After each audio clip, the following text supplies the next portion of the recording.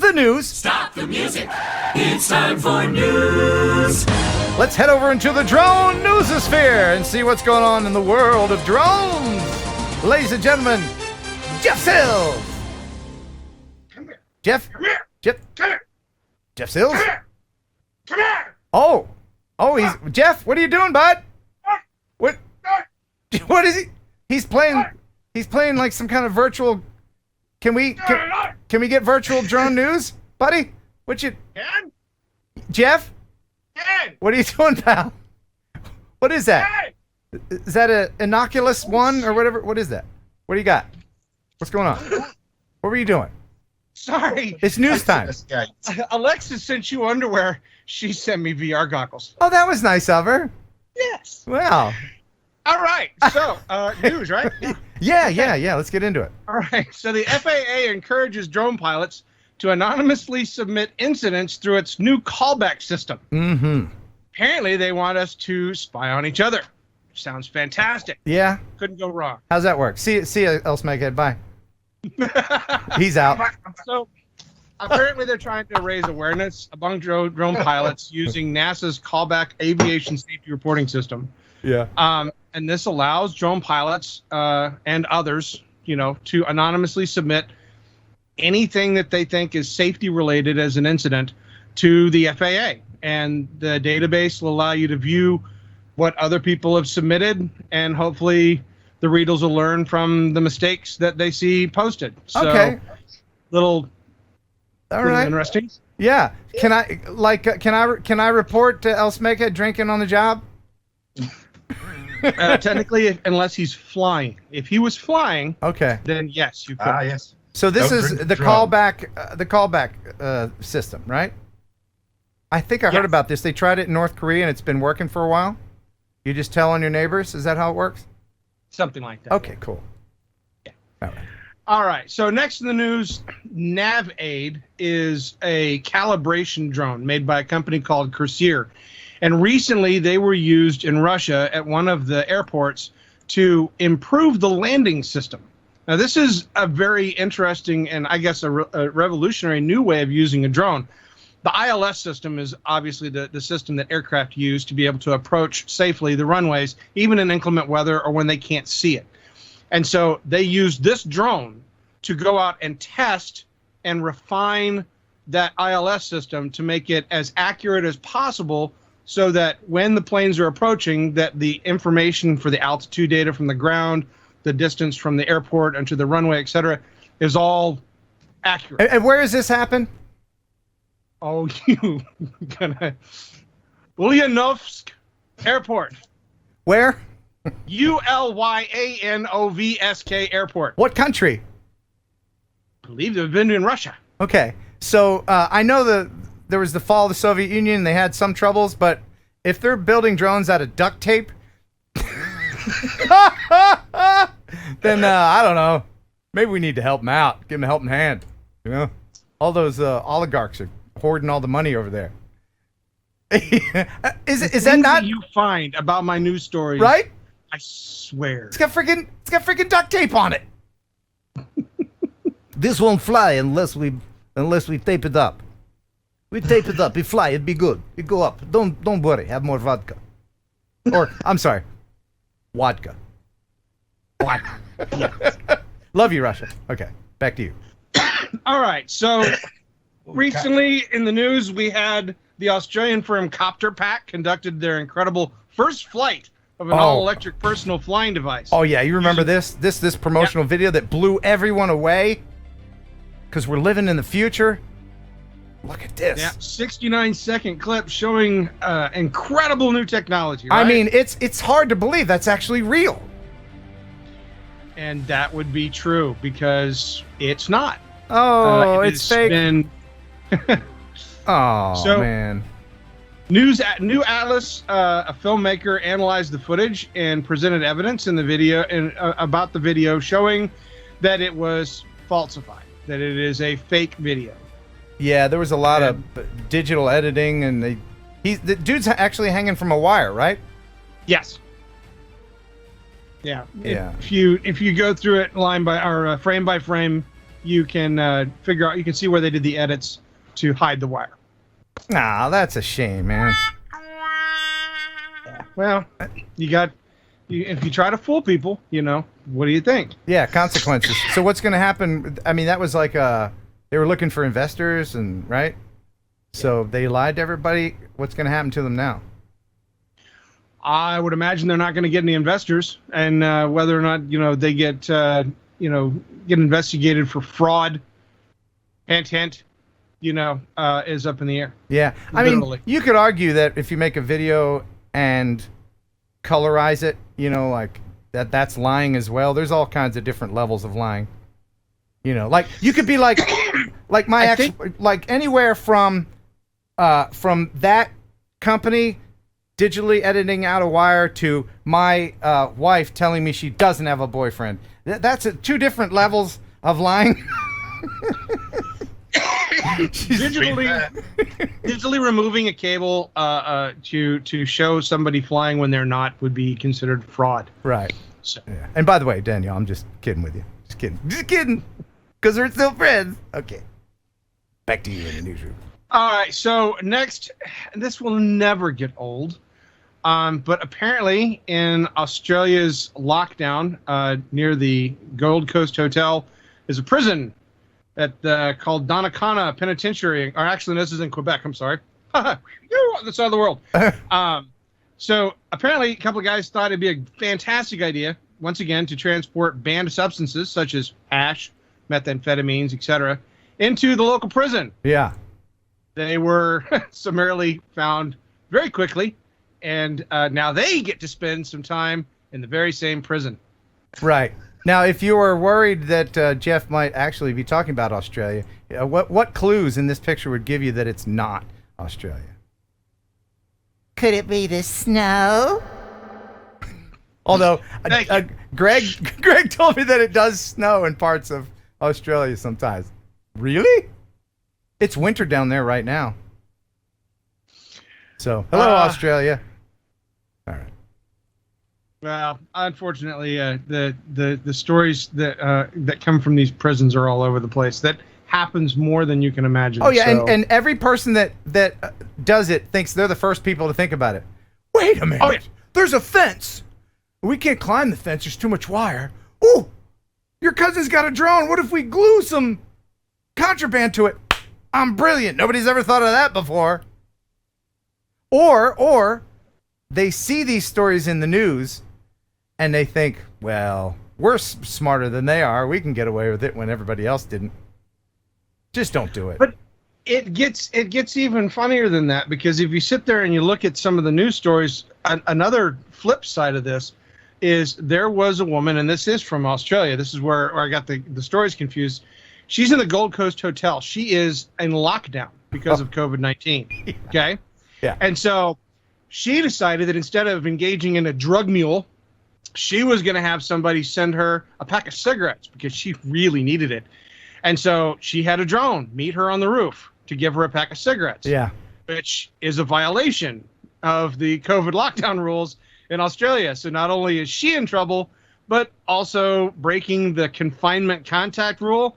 The person that flew the drone to her is also... everybody's going to be in trouble. And I just don't understand that. I mean, who would need a cigarette so badly?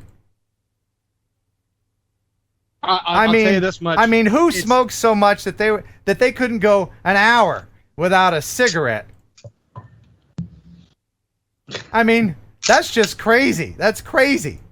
It's a $1,300 fine for that cigarette. Oh, so needless to say, she'll be feeling that one for a while. By the way, El Smeghead, are you going to smoke on the show? Can you get through it without? Seriously, how long can you go without one? When I'm asleep, about 7 hours. When you're asleep. When he's awake, this is going to be fun. Hey, in the chat, let me know how many people are watching right now who are smoking. And just as an interesting aside, what is your age? I promise not to make fun of you. Okay. All right, back to you. Oh yeah. No, I promise. I'm not going to mention. I just want to see. Tell me if you smoke and how old you are. Just curious. So in Germany... hold on. Vaping counts as smoking. Yes. Back to you. Okay.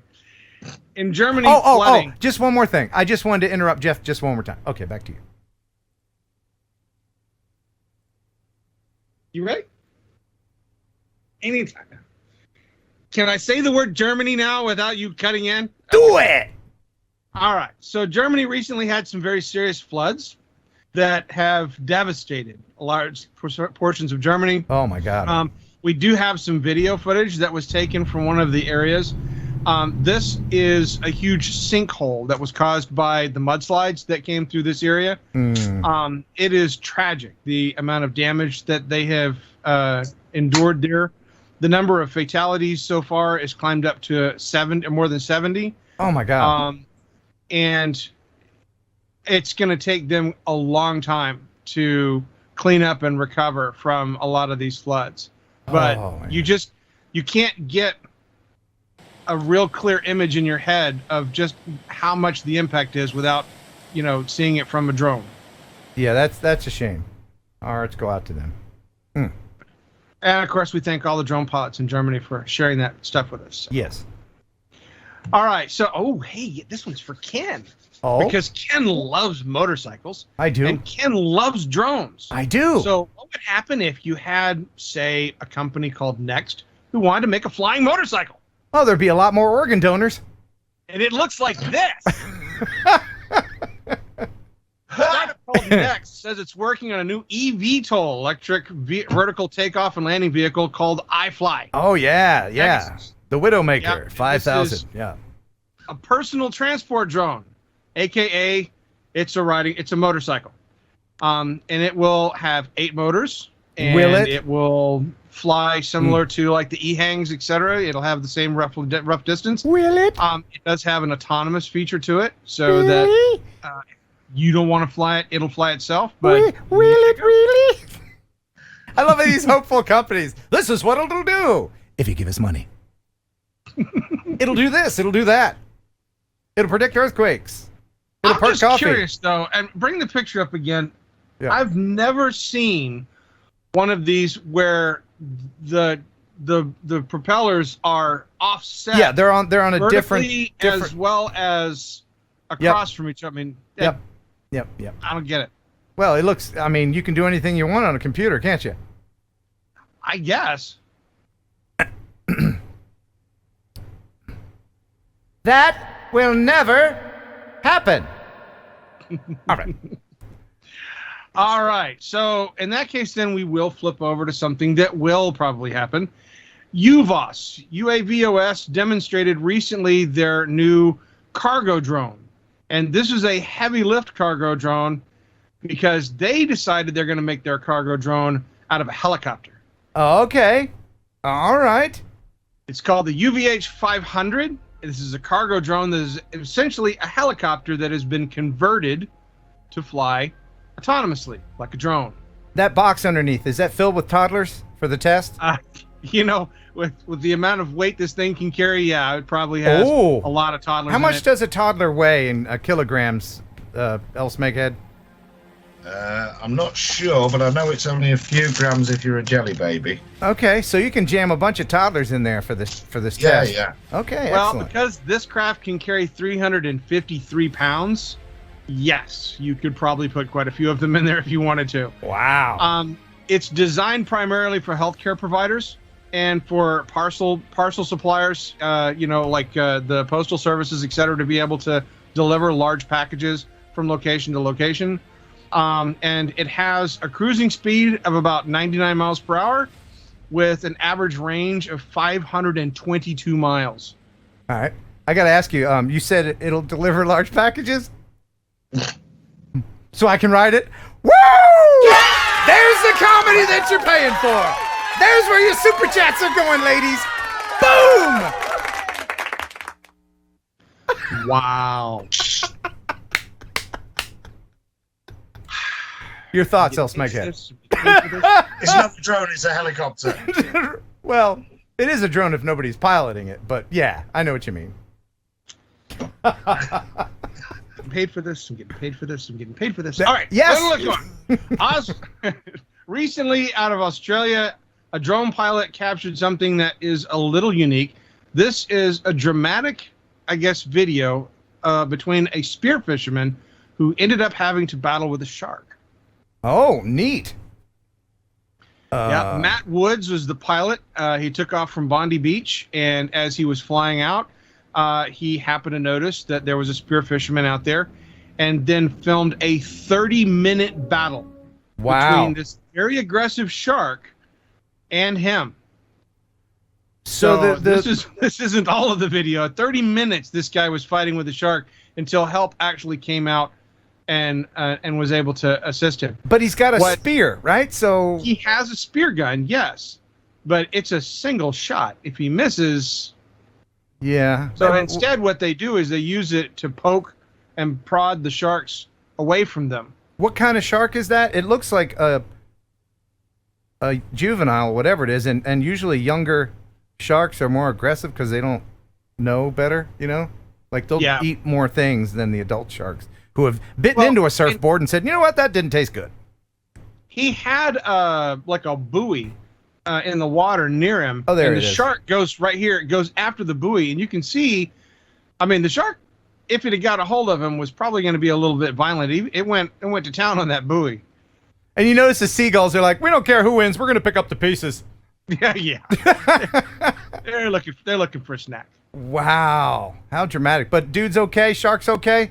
Yeah, a jet ski was dispatched from one of the lifeguard stations and got out there and retrieved the gentleman before he had any damage. So yeah, it was good, and of course the drone pilot was able to catch that video footage for us that I'm sure that they can turn over to the lifeguards and life-saving teams to help prevent a recurrence. And isn't it Australia that is changing the name of a shark attack to a shark interaction or something just to make it more palatable? Because Encounter, yeah, shark encounter.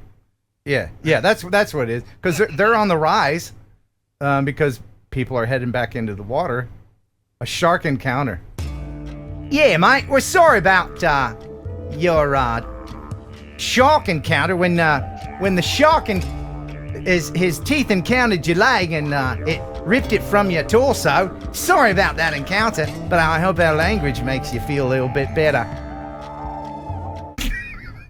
I know, that's terrible Australian accent. throw another leg on the Barbie. I think that might have been worse. I don't know. Well, this one, Smeghead, will be for you and for Ken, because Ken is an avid FPV enthusiast, and we have some people in the audience that are FPV enthusiasts. But I felt that if we could go to a pub, you'd feel better. So Conor McGregor recently wanted to advertise his new pub with this amazing drone video. Yeah, here it is.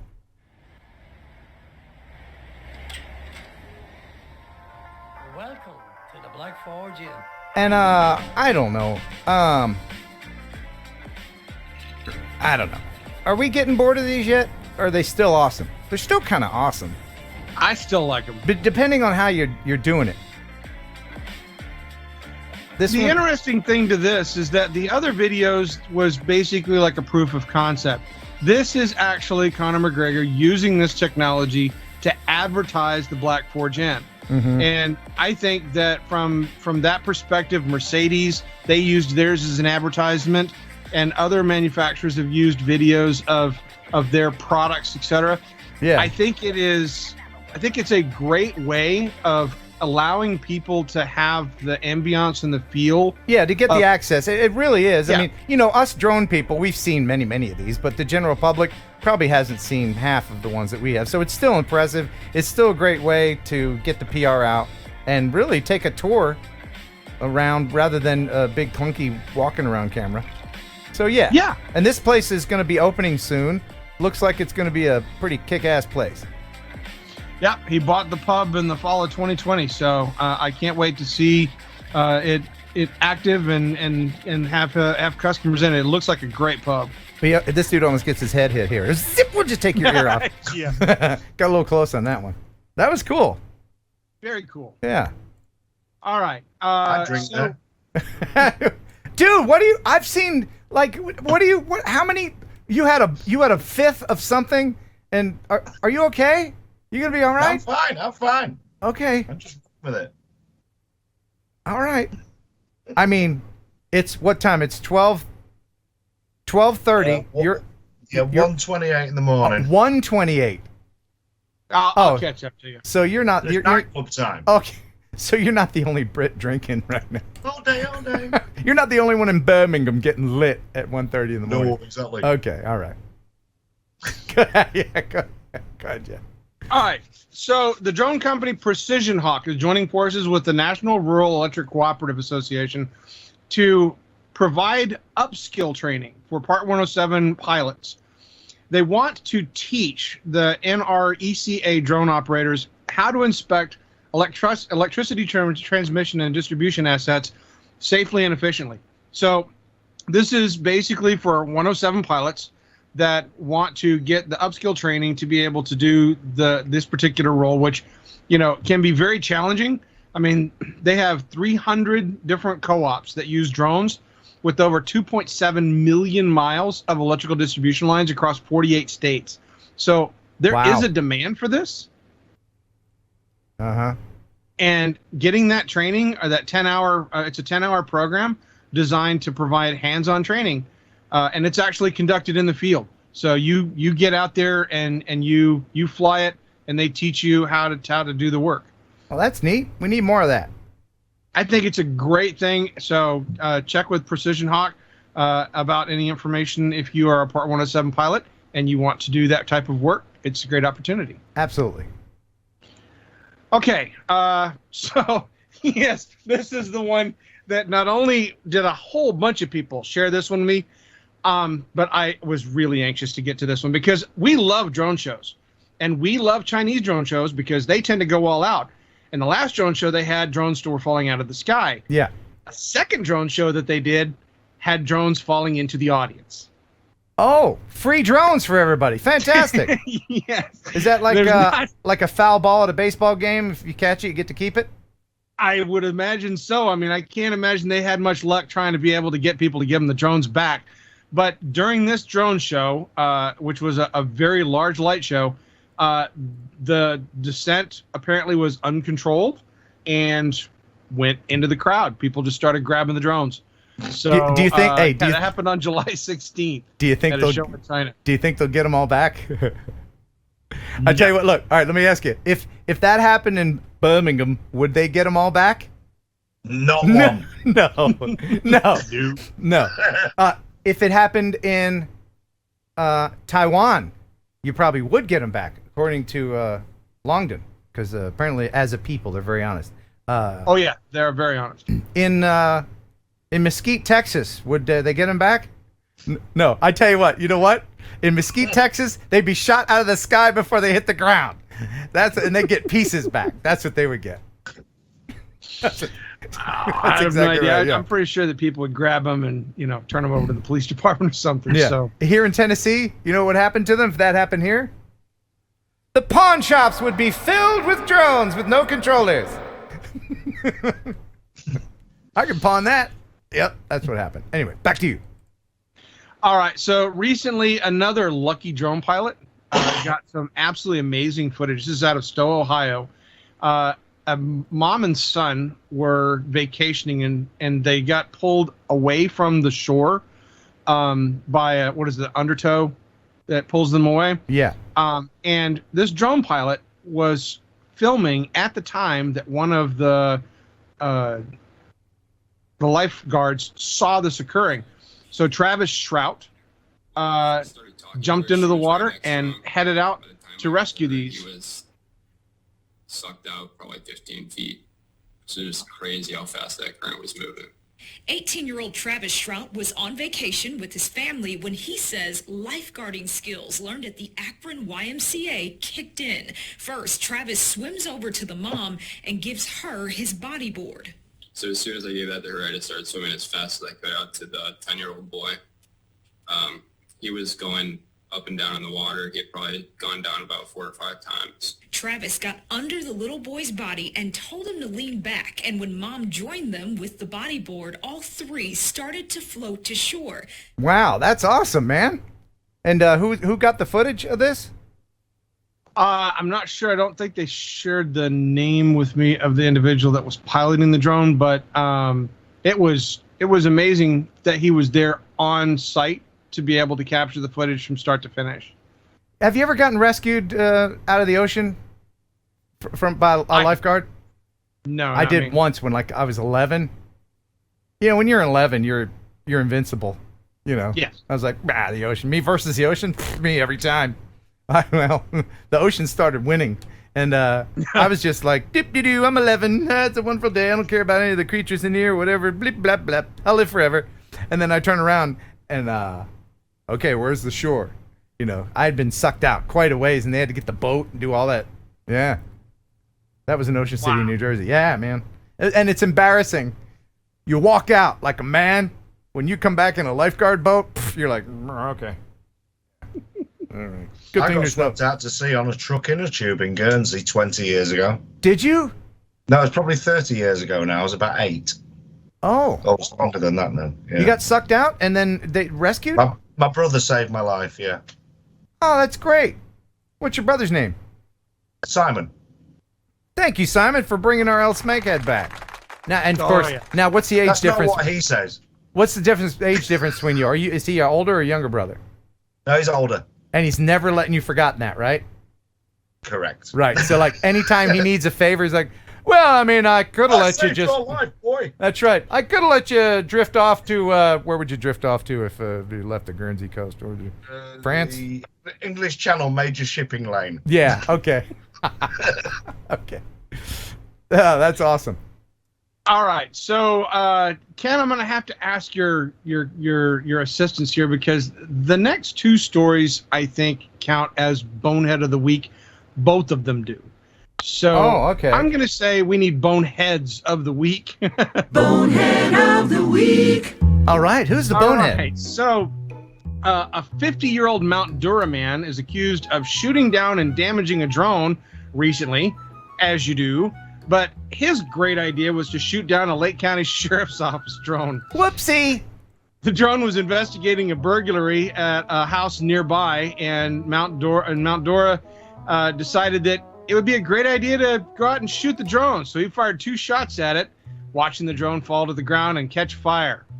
Needless to say, the police department were unamused, and he will be charged to the fullest extent of the law. I did hear a little bit about this. Now, apparently, the guy had been arrested before for fighting with police. Is that right? Yes. He has a history. As I rub my chin. Yeah. And I'm guessing he's one of these rednecks who thinks that every drone's a toy and didn't realize that this used to be a almost $50,000 piece of professional police equipment. Right? And when that goes down in flames, I mean, I hope they dock his paycheck. I hope he stays in jail. I hope he gets a boyfriend while he's in there. I mean. Wow. Well, he is out right now on a $16,500 bond. So he was booked into the Lake County Jail soon after. Okay. And we have another bonehead? Yeah. So the next bonehead comes from Japan. Bonehead of the Week. In Japan's Aichi Prefecture, a guy was getting himself good and sauced, guzzling 8 cans of beer, when he thought it would be a fabulous idea to fly his drone, which he then buzzed across the road and slammed into one of his neighbor's windows. I have an artist rendering of what he looked like. All right. The neighbor called the police department to report the crash, and the police, when they showed up, asked the man, "Were you flying your drone?" He said yes. And they're like, "You haven't been drinking, have you?" And he's like, "Yes." So unfortunately, this is a 300,000 yen or $2,740 fine. And I would imagine that they will probably be confiscating his drone for a while. Wow. Yeah, friends don't let friends drink and drone. Speaking of which, I just gotta ask my friend El Snakehead. Hey, buddy. Would you, if you wanted to, could you go out and fly a drone right now? No. Okay, good. I thought you were going to ask Public service announcement. Good. Don't drink and drone. Yeah, I thought he was gonna be like, hold my beer. I got this. Wow. Are you slightly abbreviated right now or anything? Are you good? Are you just floating? I'm feeling a little tingle. All right, excellent. Well, we don't know how the show's going to progress, but we thank Jeff very much for the news. Thank you very much, my friend. Thank you, Jeff. All right. Thanks for stopping by. Now get out. We should probably mention remotepilot101.com. Isn't it a great place? Great place. It is a great place. Tell us about your place, Jason. So, Remote Pilot 101, no one has prepared more Part 107 pilots than us. And you'll be pleased, those of you who are current customers now, you're going to be experiencing version 3 and a brand new learning management system in about 2 weeks. So the best just keeps on getting better. RemotePilot101.com. Use promo code Heron18, which, by the way, Ken, Yeah. I can't brag on you enough. When we search promo codes, you know me, I'm all about our marketing and everything else.